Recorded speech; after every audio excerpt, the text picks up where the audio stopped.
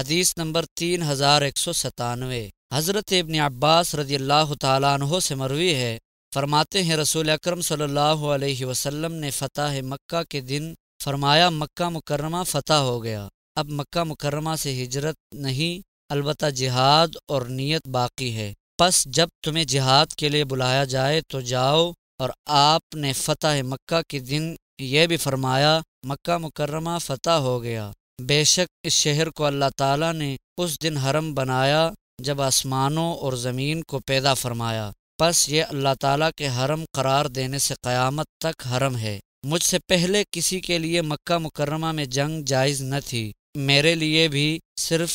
دن کی ایک ساتھ جنگ کرنا جائز ہوا، پس یہ اللہ تعالیٰ کی عطا کردہ حرمت کے ساتھ قیامت تک حرم ہے، اس کے کانٹے نہ کاٹے جائیں، نہ اس کے شکار کو بھگایا جائے، اور کوئی شخص اس میں گری پڑی چیز نہ اٹھائے سوائے اس شخص کے جو اس کا اعلان کرے اور مالک تک پہنچائے، اس کی گھاس بھی نہ کاٹی جائے۔ حضرت عباس رضی اللہ تعالیٰ عنہ نے عرض کیا، یا رسول اللہ صلی اللہ علیہ وسلم، ازخر گھاس کو مستثنیٰ کر دیں، یہ لوہاروں اور گھروں کے کام آتی ہے۔ آپ نے فرمایا ہاں، ازخر گھاس مستثنیٰ ہے،